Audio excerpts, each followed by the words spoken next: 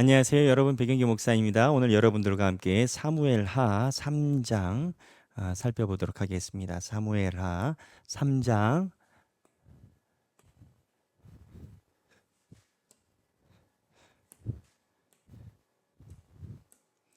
사무엘하 3장 1에서부터 11절까지 말씀입니다. 자, 여기 보면 사울의 집과 3장 1절에 다윗의 집 사이의 전쟁이 오래가매라고 표현되어 있습니다. 사울의 집과 다윗의 집입니다. 그러니까 성경을 기록하는 저자가 북쪽에 있는 이스보셋 왕국을 사울의 후임으로 보지 않는 견지입니다. 제가 얼마 전에 강의했었던 것처럼 어디가 굿댓하고 어디가 불법이냐, 정통이 어디냐라고 볼 때 지금 이스보셋 왕국은요, 사울이 이미 끝났는데 남아있는 여파 잔향으로 성경이 보고 있다라는 거예요. 그렇게 주장하는 게 아니라 많은 성사학자들이 원문과 고대 근동에 있는 정황을 봤을 때 기록자들의 의도가 그렇다라는 거예요. 이 북쪽에 있는 왕국이 없었어야 되는 왕국인 건 거죠. 왜? 그들은 본인들의 이해 집단, 이 이스보셋도 결국은 리스바 첩의 아들인 상황인 거고, 그 사람을 지금 아브넬이 왕위로 올린 상황인 거고, 본인들의 야욕과 본인들의 목적의 이해 집단으로 인해서 아브넬이 그냥 낙하산으로 임명하지 않습니까? 아니, 군대 장관이 낙하산으로 임명한 왕이 그게 괜찮겠습니까? 바지사장이지. 이러한 상황에 정권이 쭉 이어오는 건 거예요. 그러다가 오늘 본문에서 드디어 이제 아브넬과 이스보셋이 갈라지게 됩니다. 무언가 이해 집산, 자기의 이익을 위해서 가는 그 노력들은 붕괴되기 마련이에요. 근데 갈라지게 되는데 그 사건이 뭐냐? 바로 이 사울의 첩을 이 아브넬이 통관하였다라고 나옵니다. 그래서 이스보셋이 어찌하여 내 아버지의 첩과 통관하였느냐라고 7절에 얘기를 해요. 이거를 아브넬이 왕이 되려고 했다. 그래서 왕의 정통성을 위해서 사울의 첩을 건드렸다. 라고 해석하는 신학자가 있어요. 근데 제가 지지하는 신학자들 그룹은 그렇게 보지 않습니다. 왜냐하면 그렇게 봤다면 이스보셋과 아브넬이 충돌했을 때 아브넬이 이스보셋 죽여버리지, 못 죽이는 것도 아닌데 죽여버리고 왕이 되면 될 것인데 그건 아니었다라는 거예요. 아브넬은, 그럼 결론은 뭐냐면 아브넬이 이 사울의 첩과 통관한 건 남성적인 정욕이었던 거고, 그리고 이스보셋과 사이가 안 좋았을 때 다윗에게 망명하게 된 이유는 이스보셋이 아니라 바지사장을 다윗으로 세우려고 했었다라는 거예요. 이 아브넬이라는 사람이 굉장한 사람인 건 거예요. 본인이 전면에 나섰다간 정적이 많이 생기고 결과가 좋지 않겠다라고 예측을 하고 있는 사람인 건 겁니다.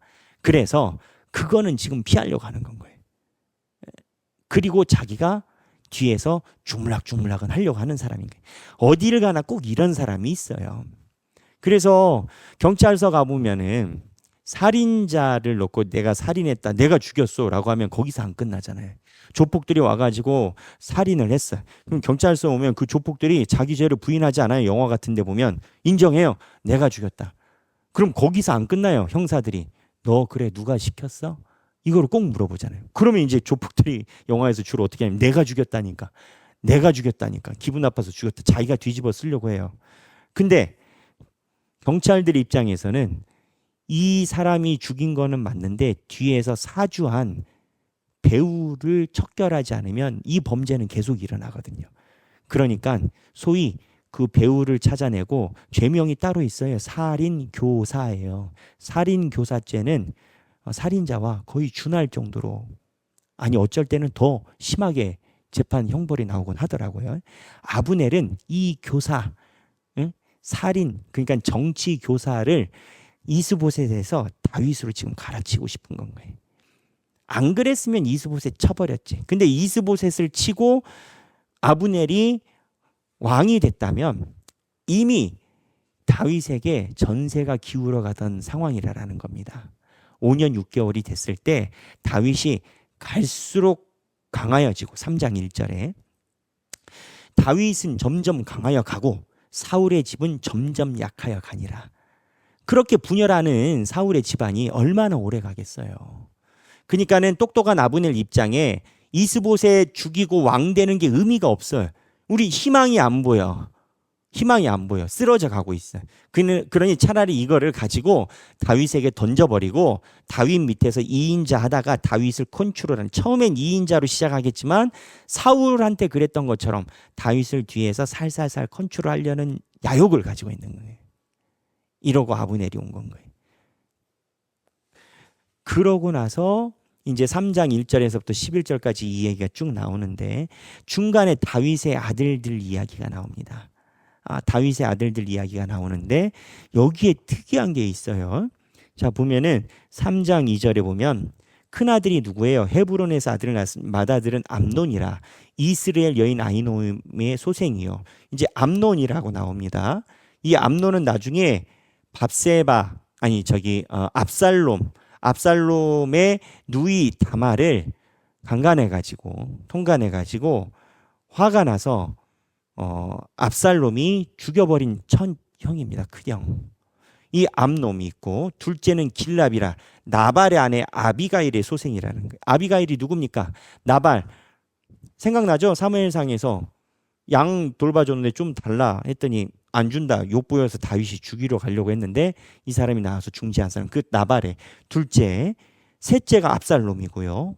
마아가의 아들이고 넷째는 아도니아 핫깃의 아들이에요. 이 넷째는 누구냐면은 아도니아 핫깃의 아들이면은 솔로몬이 왕이 될 때 자기가 왕이 되려고 먼저 치고 일어나는 왕입니다. 죽죠. 5절 여섯째는 이드람 다윗의 아내 에글라의 소생이요 이들은 다윗의 헤브론에서 낳은 자니라. 이렇게 쭉 나와요. 그런데 여기에 특이한 게 있습니다. 미갈의 아들이 없어요. 사울에게 블레셋 사람들의 양피를 주고 결혼한 미갈, 창문으로 도망하게 밧줄을 내려줬던 미갈, 다윗을 연모하는 것을 알고 사울이 주려고 했었던 그 미갈, 나중에 다윗이 힘을 얻고 나서 발디의 아내 미갈, 사울이 다윗에게서 정통성을 뺏으려고, 왜냐하면 부마니까 다윗의 사위니까 정통성을 뺏으려고 이 미갈을 다른 사람한테 줘버렸는데 그거를 다시 다윗이 데리고 오죠. 그리고 미갈이 나중에 보면 사무엘하 6장에 보면 다윗이 춤출 때 옆에서 안 좋은 소리 해가지고 다윗이 평생 죽는 날까지 보지 않은 여자, 이 미갈이에요. 이 스토리를 쭉 보면 여러분 굉장히 여러 가지가 복잡하죠. 마음이 여러 가지가 복잡하죠. 왜 여러 가지가 복잡하냐? 사랑했던 여자예요. 사랑했던 여자인데 결국 이렇게 된 거예요. 근데 이게 묘하다라는 게요. 다른 측면에서 보면 다윗이 만약에 미갈에게서 아들을 낳았다면 사울 계파가 다 그쪽으로 붙었을 겁니다. 왜냐하면 사울의 손주니까. 그렇잖아요. 그러면 나중에 솔로몬이 왕위가 됐을 때 만만치 않았을 가능성이 있습니다.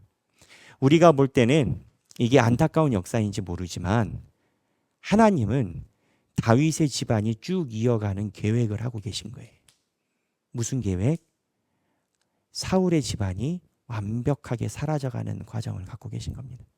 그래서 사울의 집안이 하나씩 다 사라집니다. 하나님이 사울에게 사무엘을 통해서 말씀하신 예언이 이루어진 거예요.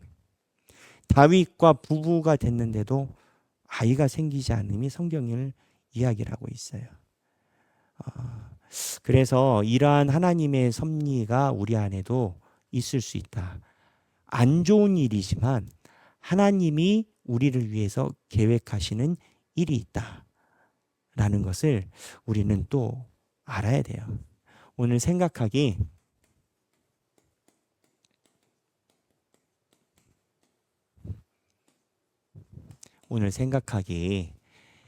내가 그때는 몰랐지만 지나놓고 보니 하나님의 계획이었다. 계획 안에 내가 있었다.